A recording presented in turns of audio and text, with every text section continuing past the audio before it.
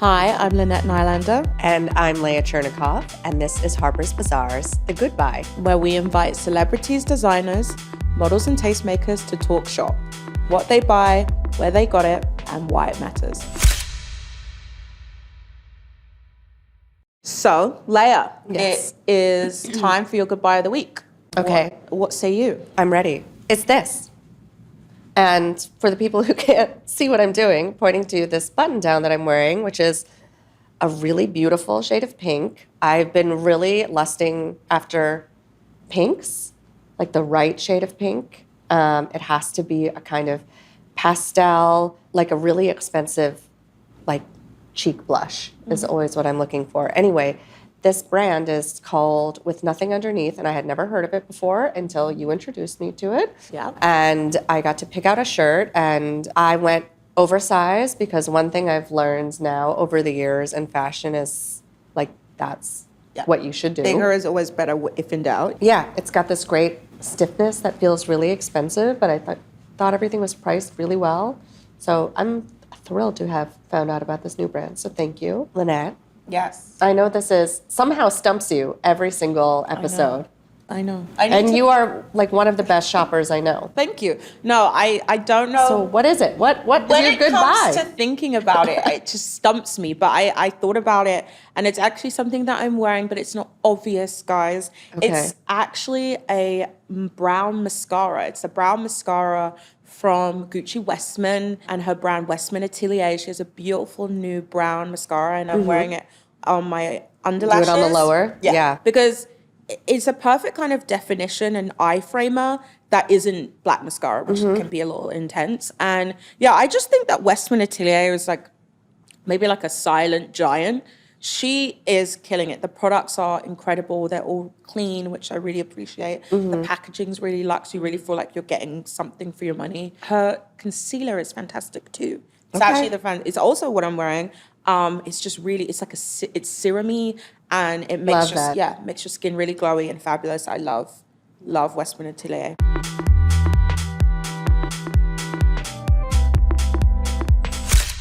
Today on The Goodbye, we are graced by an absolute living legend. She is an Oscar-nominated actress, an iconic and deeply beloved, maybe even worshipped scream queen, an award-winning poker player, and a real housewife.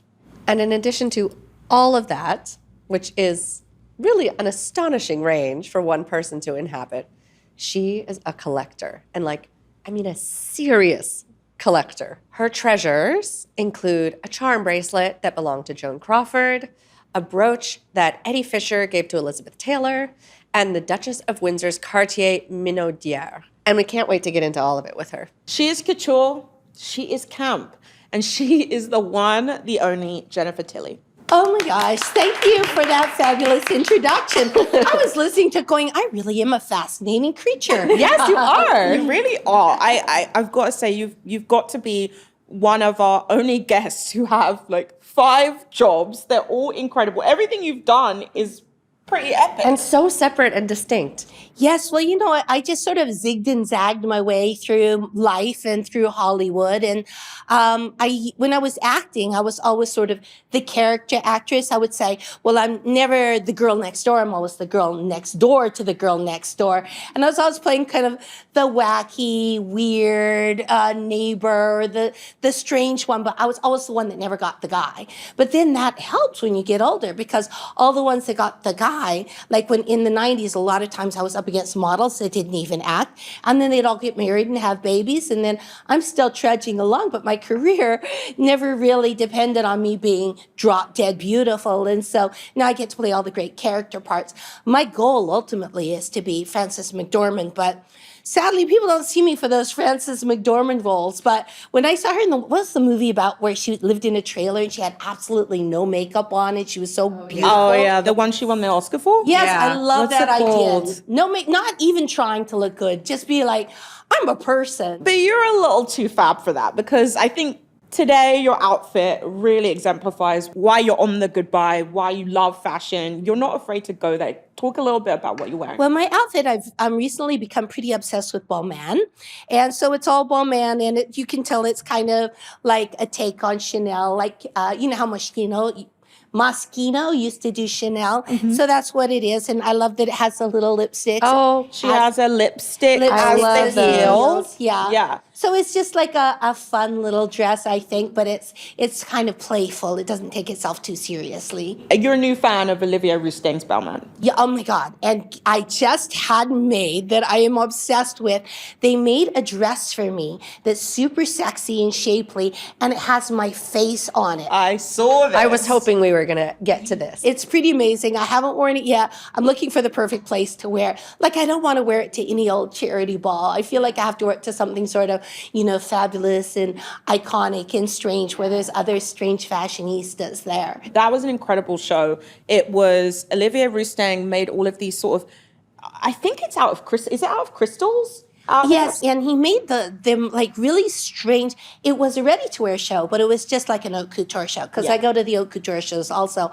And I was blown away by the show. A lot of it was, I'd say, almost unwearable. Like, a lot of times you'll see people on the red carpet, like Sarah Paulson lately. I think it was a Marc Jacobs dress with all these humps and bumps and lumps. Yeah. I love that he just let his imagination soar, and he's not like, what's in style? What are the other people doing? What is going to sell? He just thought, here's what I want to do. I'll put on a show, and we'll see. And there's so many wearable pieces in his collection too. On Housewives last year, I had a dress that they made which had a flamingo in the front. It didn't fit me. Like, nothing ever fits me. I have to special order ahead of time, because I'm not like this. I'm not Los Angeles size.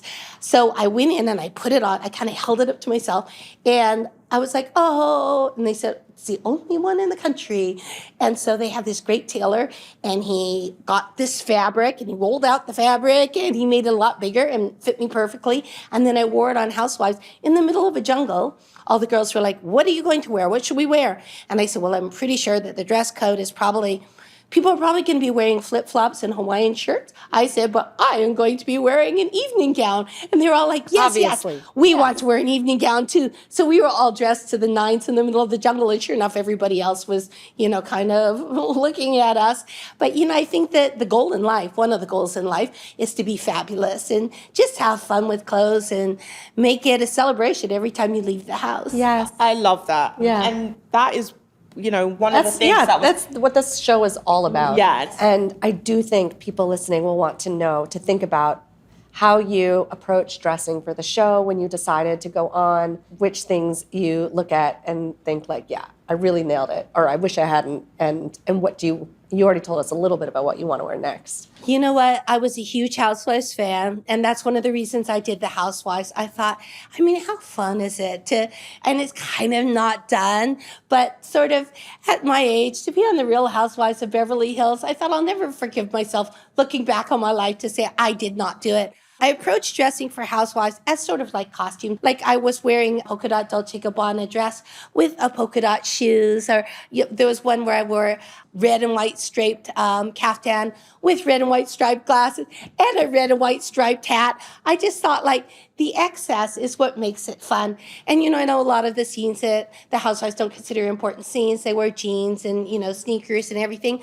But how much more fun is it if you're wearing something that's blowing in the wind, with gold sunglasses and high heels, pumping gas that way? It's much more of an exciting visual. So when I'm on Housewives, I try to do the same thing. I don't want to say, look, I'm just like you. I wear jeans and T-shirts and I take out the garbage. I feel like I'm trying to promote this. I have this most elegant, fabulous, strange life, which I do.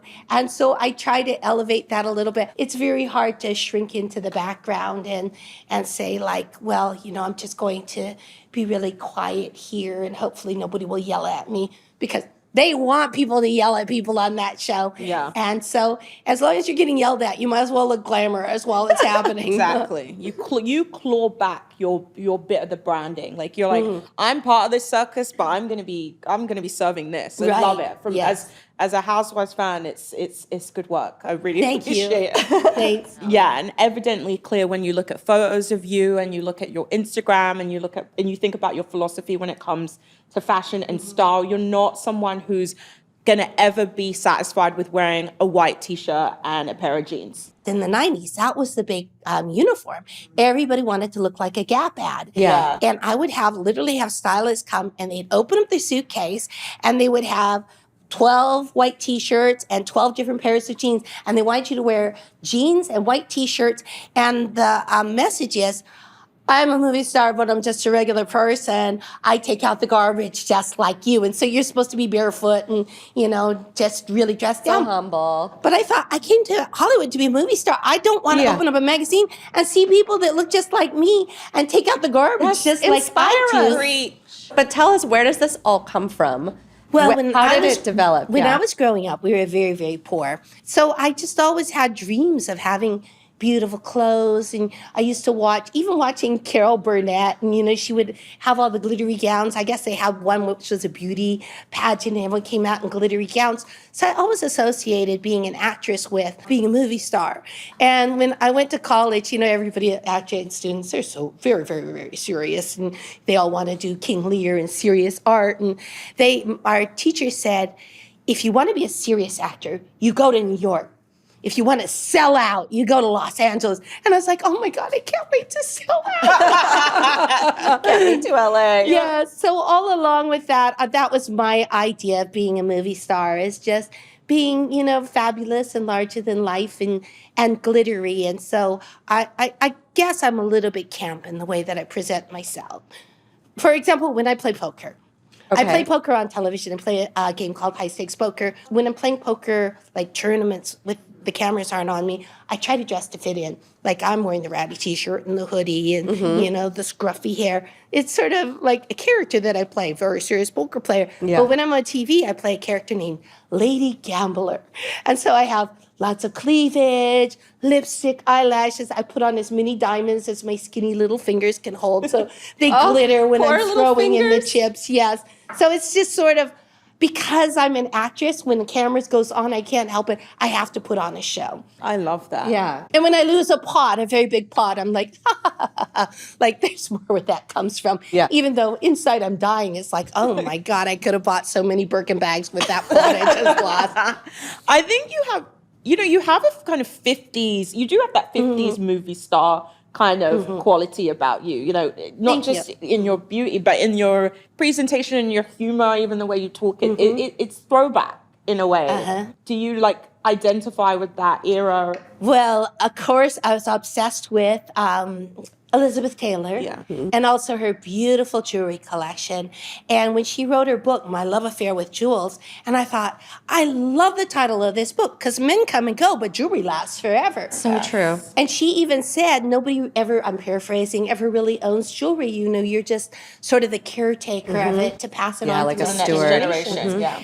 And I went to the opening of her book, and they had, I don't know what you call it, book party in New York. And they were auctioning off some jewels that she had her favorite jewelers make. And I actually bought a beautiful Bulgari ruby necklace that was being auctioned off. And when I was looking at it, they said, that's Elizabeth Taylor's favorite necklace. You're probably going to be bidding against her. And I thought, oh, okay. And then when it came up for auction, she was sitting on a podium with Elton John, and he was talking to her. And I thought, oh, I guess she didn't want it that much. So I got it for next to nothing because everybody was there to gawk at Elizabeth Taylor's jewelry and get their free book and have cocktails and be fabulous. And there was hardly anybody there to bid on the things in the auction. Yeah. So after the auction, somebody came up to me and said, oh, Elizabeth is so upset. She wanted that necklace. She's mad. Elton John started talking to her when he came up, and she didn't realize they were auctioning it off. She was distracted. They said she's probably going to call you, and she's going to try to want to buy it from you. And I was very sad, but I thought, you know what? The beautiful ruby necklace, or a personal phone call from Miss Elizabeth Taylor, and perhaps I can go over to her house and hand it off in person. Yes. But then I never got a phone call from her, so Oh, no. I'm actually really happy to have that necklace. So what I did get at the Elizabeth Taylor auction was I was obsessed with her Cleopatra period. Yeah. And we all know the story.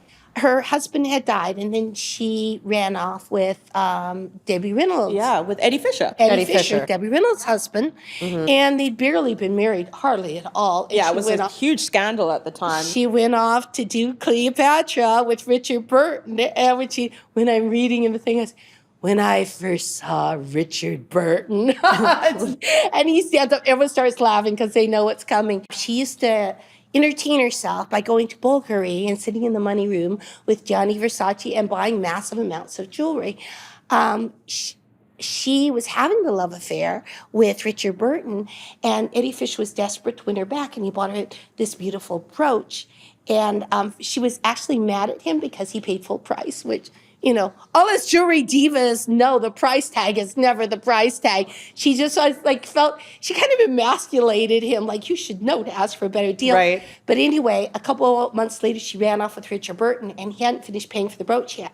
So he sent her the bill, and she paid for it. Wow. So this brooch that I got, I wanted something from that period. And the minute they said, and Richard Burton bought this for Elizabeth Taylor, the phones would go crazy. Yeah. Everything was extraordinarily through the roof, like $6 million, $3 million. So all the pieces I liked, I couldn't get. And I found out later, Bulgari bought back all the Richard Burton jewelry for their archives because it's such a romantic story. But Eddie Fisher, not such a romantic story, so they didn't want that one. But so an amazing story. When I received it, I believe that jewelry has energy. It soaks up memories. And I was in Las Vegas at the time, in my little Las Vegas apartment. I got it, I put it on the bed, on the bedstand next to me. All night long, I had these glittery, sparkly dreams of being the most beautiful woman in the world, walking along the Via Veneta, being desired by millions. And I woke up and I went, oh my God, it's a magic brooch. It has sense memory. Yes. And I tell you, when I put that brooch on, I do feel like Elizabeth Taylor. To this day. To this day. And I always try to wear it when I'm playing Elizabeth Taylor in Celebrity Autobiography. I love that. But it's a beautiful, beautiful brooch. We get into shopping philosophies here at The Goodbye. We really like to know how people buy things. And do you seem like you could go either way. You could be completely impulsive or you stalk for and you something, hunt Yes. and then you pounce. Like, what is your shopping philosophy? Well, I do love a good sale, but I found over the years I'm a little bit of a shopaholic. I found the things that I spend a little more money than I'm comfortable with, like I just absolutely have to have it. And you're buying something that's beautiful quality or really classic. Those are the things that I'm really happy with in the long run. And when you have a lot of accessories or gorgeous jewelry or whatever, if you buy I love color and I love craziness. I adore Alessandro Michele. But at the same time, I love the row also. Just you buy the simple black dress, you can pick it out of the closet 10 years later and put it on. True. And it's just so easy and chic and elegant. There's something to find, you'll find it. Yes. and if get there's it. something to buy, you will buy If it. there's something to buy, I'll buy it. But one of the things I love is I adore vintage. Like I love when I buy something like a beautiful embroidered, like 1920s, like a Chinese embroidered cape, or, I love those shawls. Remember in the 20s and they were shot with silver and gold? Yeah. You love Fortuny as well. Like a lot of Fortuny, yes. Fortuny, yeah. I was very influenced by Tina Chow. And she was such an eclectic collector. She's a huge style icon of mine as well. She's amazing. Yeah. She wore these Delphos, Fortuny Delphos gowns from the turn of the century. And she would wear them not like just out to dinner and everything. In fact, I heard she was like, oh, yes, I went to this party. I couldn't sit down. I just stood up the whole time, but it was worth it. And she made these beautiful necklaces out of crystals. Yeah. They were like wrapped in bamboo and metal and just the most beautiful style icon. And she also had a lot of vintage Chanel, and she was so beautiful. She just wore clothes so effortlessly that she always felt like she was in command of what she was wearing. Yeah. And she didn't seem The like clothes she was were never following wear. it. Yes. And it's why we still look at photos of her today. I love when people sort of don't say, what is everybody else wearing? I want to make sure to fit in. But they just say, what expresses me? Yeah. Well, it's having taste. Yeah. And taste means that you could be in a thrift shop, you could be in the dollar store, and Yes. you can find beauty and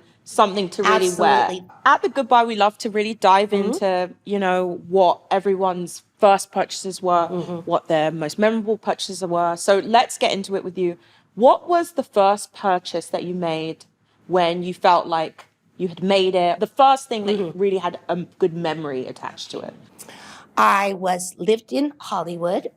I was reading Paris Vogue, as one does, and it said that the models were, the new style was they were wearing the T-shirt and the jeans, but they were wearing these Chanel necklaces that had these giant C's on them. Yeah. And I was like, oh my God, that's like so throwaway chic and insouciant. And I literally was like, I've got to get myself a Chanel necklace. I was like, what is this store, Chanel? And I went in the yellow pages. And I was like, oh my God, there's a Chanel in this town called Beverly Hills. So I go in there and I'm looking around. The lady was just like the sales girl in Pretty Woman. Pretty Woman. Yep. There's no necklace, there's nothing. Everything's, I go, I'd like to buy a necklace. And she's looking at me like, please don't waste my time, little girl. I looked very young then. And she pulls out a drawer and the necklaces are all in drawers. And I was looking at them, and I didn't see anything with giant C's. And then I saw them with little C's. I said, do you have anything with really big C's? And she sniffed. And she goes, our clientele is very elegant and discreet. They would never wear anything as vulgar as a logo. And I was like, okay. So I picked out these 2 necklaces that had the biggest C's. And you might remember these, that they were that big. And of course, a year later, you go to Chanel, there's giant C's. Yeah. But they had little C's. They were crystal necklaces. They had crystals and little pearls and little C's. And I bought 2 of them. And then the first time I was on Johnny Carson, I had a vintage dress that I bought for $7.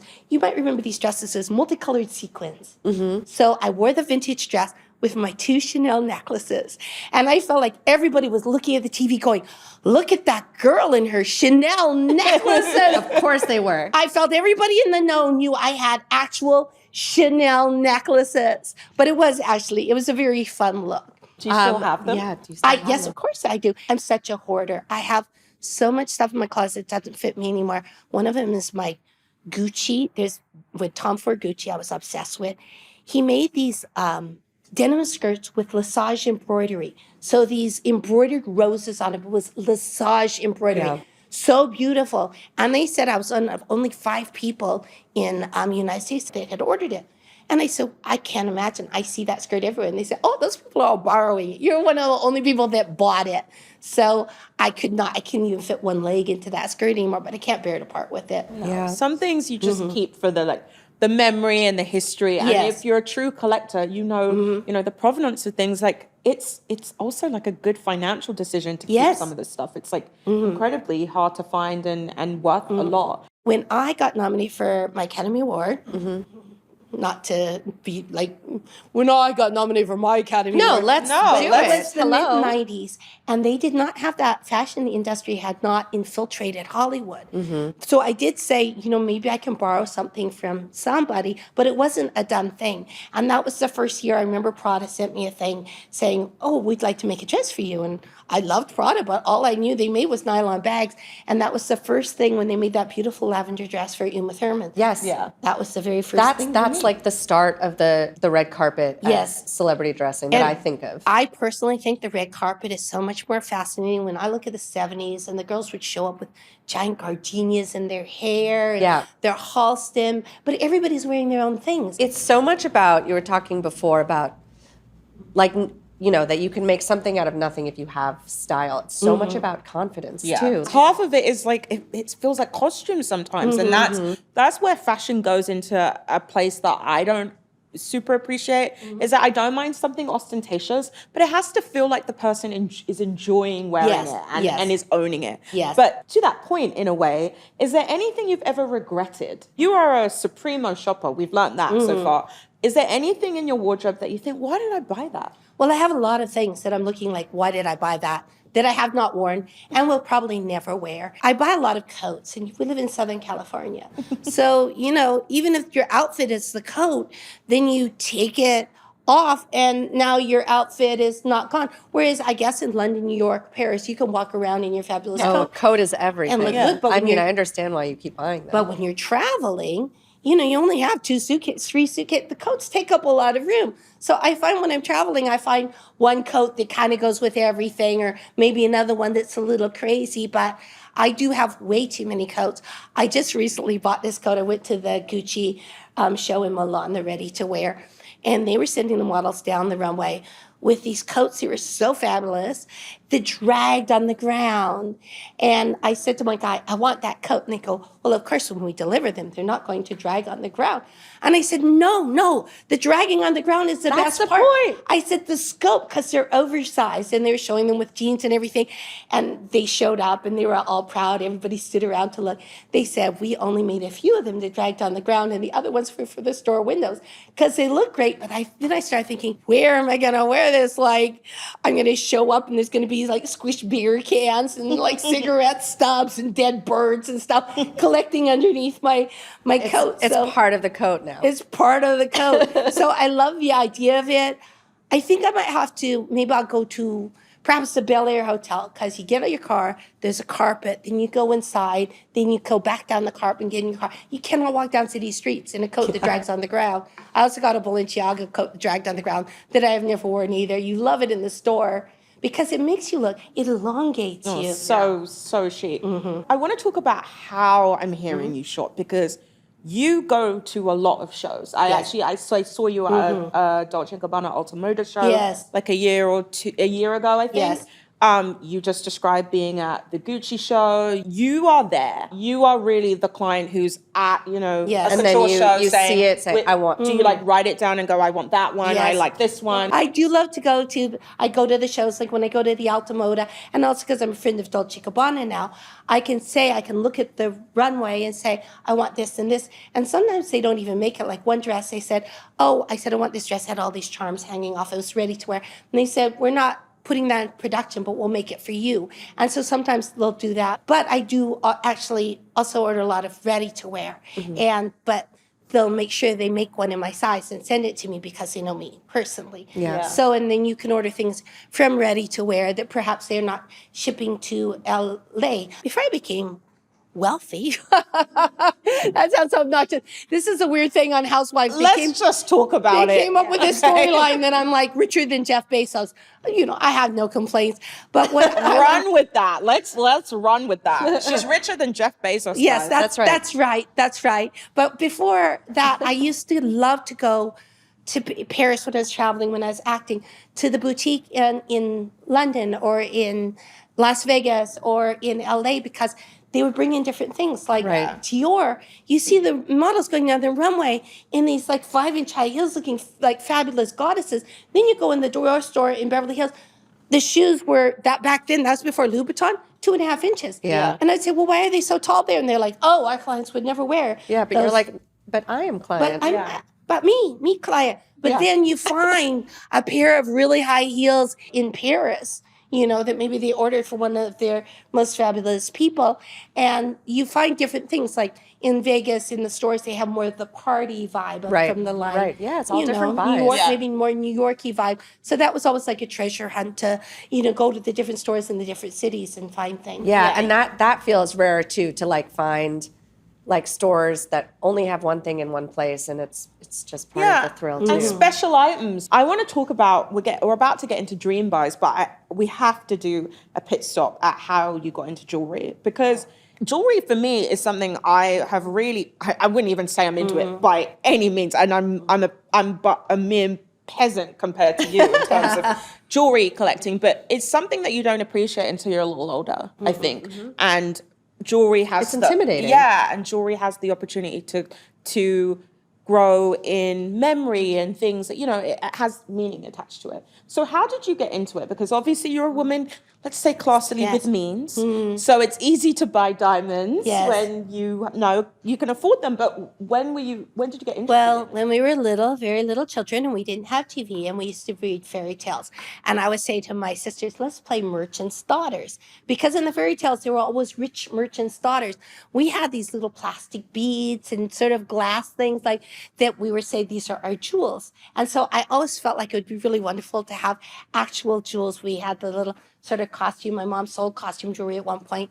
And so when I got older, when I first started, became a starlet, I would borrow things from Harry Winston. And it's always, you feel sort of like Cinderella at the end of the night. The bodyguard would come over and they would just take your jewelry off your wrist and take your earrings off. And you kind of go home like, I'm an imposter. It's midnight, back to scrubbing floors. Yes, I'm just a pretender after all. Oh my goodness. Well, one day I saw on TV, Joan Rivers, it was Tyra Banks, and she said, "Oh my God, your necklace is amazing. Whose is it?"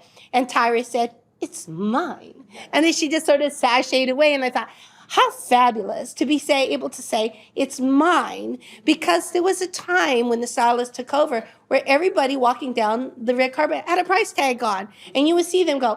They go, "Well, my dress is Escada, my jewelry is Harry Winston, my purse is Judith Lieber, my shoes are Manolo Blahnik," or whatever. They felt an obligation to promote everything that they were wearing instead of, "Hey, I'm just a well put together movie star. Isn't that enough?" Right. And I felt like, if you do pay for your own things and put your own things together, if they're curious, if you want, but you're under no obligation to say what brand your underwear is or anything like that. Right. But also I was very influenced by all the old-time movie stars. They all had their own gowns that they would wear in the movies. They had their own jewelry. Like in the women, almost all the jewelry the women are wearing is their own jewelry, and that sort of defined them. Like Marlene Dietrich was known for her giant ruby cuffs. They all had things that they were very famous for. Joan Crawford she loved big, giant jewelry. And so I love that idea. They go out to, I don't know, the Chocodaro or the Brown Derby in their own jewels and their furs and their gowns. And so it is really silly, because I guess it's a very superficial thing to want to be a movie star. But I just love the idea of having my own jewels. And even when I got that brooch that Eddie Fisher gave Elizabeth Taylor, I felt like it had all the happy memories of being in Elizabeth Taylor's life, and was happy to be in my life too now. And I always have to try on jewelry before I buy it, because I swear to God, jewelry, especially vintage jewelry, has energy. And sometimes it has very bad energy. Case in point, the Hope Diamond. But I've tried on things where instantly I have to take it off. And that's where when you go to the Hong Kong sales, a lot of jewelry comes with certificates saying, "This is brand new and it's never been worn by anybody." And I said, "Well, why is that?" They said, "Because they have their superstitious, and they don't want the ghosts of other people's perhaps tragic lives embedded in their jewelry." It's very powerful. But it seems like you like some of the ghosts. I love the vintage jewelry. I love the master jewelers. Like, if I have some money, I'm not really inclined to buy a diamond. Like, I think just diamonds, they're beautiful, but they're boring. Like, I think a beautiful brooch or something is a work of art. Like, you look at what Char does or Belperon. Interestingly enough, a lot of the master jewelers were women, like June Toussaint and Suzanne Belperon. And I love those pieces because they're one of a kind. And I think of the pieces that I didn't get. I used to not have a lot of money, and I was basically, I was making movies because the roof was leaking. And you can look at my fabulous oeuvre of films, and some films are not quite as prestigious as one would like. But one of them was the Diana Vreeland, the coat of arms. It's a armor. It's a giant piece. It's the Schlumberger. It's a coat of armor with like little swords sticking in it. And she had it made, I think, around in the 40s. Around V-Day. It was one of her favorite pieces, and she used to put it on the table as a decoration when she wasn't actually wearing it. And when I looked at it, they said to me at the auction house, you might have, a lot of people just think it's too big. Like they wouldn't want to wear it. And, I love big. And I was bidding on that. And I dropped out at, it sounds like a lot of money, but for what it was, not. I think I dropped out at about, for a while, it was just me, and I found out the Tiffany Archives. So nobody wanted it except for me and the Tiffany Archives. And I think I dropped out about $120,000, and then they got it. But, if you're selling it, if you were trying to buy it now, but now it's in the archives, so it would be 10 times that. Right. So that was a very iconic piece of jewelry that I adored, and I didn't get. The other one was, my ex-husband passed away, and there was a Bovan brooch. It's very famous. You've probably seen it. It's a heart, and it has a little scroll. It belonged to Millicent Rogers, and it's a ruby heart, and it has some Latin on it. Didn't study Latin in school because I went to school in Canada, but I really wanted it, and I think it went in for the estimate was $400,000. But I was really watching I have money and then I don't because my eyes are bigger than my stomach. And so I felt like I couldn't buy it, but now nobody bid on it. So it went for like the minimum bid because I thought it would go for a lot more. And I wished I had it now as a memoriam for my ex-husband because I was so sad. It was the first time I left the house since my ex-husband passed away, and it was to sadly look at this jewelry. And I wish I bought it, and if I bought it to say, this is in memory of my ex-husband. Yeah. And there's not going to be another one. And then the other one that got away was, there was a huge furor when the Duchess of Windsor sold her jewelry back in the 80s. And one of the things everybody was obsessed with was that flamingo. So Butler and Wilson did a copy of it. Every cheap little jewelry shop did a knockoff of it. So I think that people thought of it as cheesy. Oh, to have a flamingo brooch is a really 80s thing. So in the 90s, they were selling off 12 pieces of the Duchess of Windsor's jewelry. And one of them was the flamingo brooch. When you see it in real life, if you'll see it, I think Cartier has it now. It's so beautiful. It's all 3D, the stones, just the gracefulness of it. Cartier made it. It's gorgeous. Yeah. I loved it. And I said to Christie's, Lisa Hubbard at Christie's, I said, well, it's going to go for so much, isn't it? She said, Jennifer, you should be on the phone when it's happening just to see what's happening. Yeah. She must have known that, maybe not a lot of people. I'm surprised because I felt like the most iconic piece of jewelry of the 20th century. Yeah. So the Jean Toussaint Panthers were going for $4 to $5 million. Wow. And they're still making them today. And then that one came up. I had to drop out at $800,000. And then the Cartier Archives got it. It was just me and the Cartier I Archives. love it. This is the recurring story. Yeah. You against the archives. Me against the archives. And then Lisa said, thanks, Jennifer, for bidding because it would have gone for a lot less. It would have been very embarrassing for driving it Yeah, out. she wanted you to come on in to But the fact that piece of jewelry was within my reach, perhaps now I could afford it, but at that time, I'm like, you put up one more bid. It's like the shopaholic, gambleaholic in me. Like, what am I doing? Like, I can't afford it. Where can I get this? But those are the three pieces that I think I get very sad when I think that I didn't get them. But, I have a lot of beautiful pieces and things are always coming up for auction.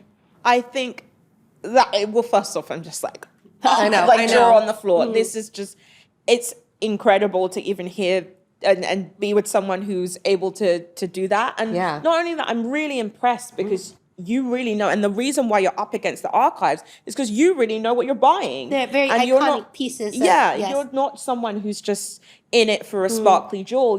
It's testament to the fact that you're bidding against what the houses actually want back in their what archive. they know is really, really... Like that's. Would you say those three are your dream buys? Because we also have a question about dream buys. Is that what if you could in some way conjure those things back? Those three things, and then also what I would love to have is it's the Taj Mahal diamond. They sold it at the Elizabeth Taylor auction. Love it. But then there was some sort of And a diamond. bad faith. There's a big controversy. The person refused to take. I know where it is. I'm sad to say, because I'm not Jeff Bezos, I cannot afford the Taj Mahal diamond. But when I put that on, the energy radiating out of that stone, and you could wear it every day because it looks like a big hunk of glass. It doesn't look like a giant ass diamond. It looks like a big hunk of glass with some writing on it. So that would be one of my dream buys. To conclude, and I could really talk to you have about to? ages because Oh gosh, yes, I am very long-winded. no, you're not long-winded. You're passionate. Jennifer Tilly, what is something that you bought recently? What is your latest goodbye? Well, I just recently bought from Gautier. They have this hat that's like a sail. It's a ship with sails, but it's like a ghost ship because it's all shredded and silk and it's sort Incredible. of slant. I loved when everybody wore hats, and that's why the Kentucky Derby is so fun, and to see people with fantastic, strange things on their head. It's just another area of yourself that you can decorate that so often goes And neglected. you can express. And Yes. Lynette is I'm in my her hat era. They're not as probably as fantastical as It's not as a yours. shredded pirate boat. No, Yeah. but I agree. I feel like it's very anticipatory to wake up in the morning and put on something that's fun that makes you feel good. Dress for whatever adventure might come your way. Yes. And Jennifer, that is an amazing place to end and thank you so much for being on the Goodbye, because for me, it's really inspiring to hear as someone who came from humble beginnings, and you do not waste any second that you're close to these clothes, and you understand the blessings of it. You don't put it down as something frivolous. You understand the importance of the legacy of the designers who've made them for you and how they can be part of your legacy as well. So thank you so much. Yeah. Thank you so much. You ladies are so fun, and I love how into fashion you all are. And I didn't know what to expect, but I really enjoyed it. Thank you. Thank This you. has been such a treat. Goodbye. Goodbye. Goodbye.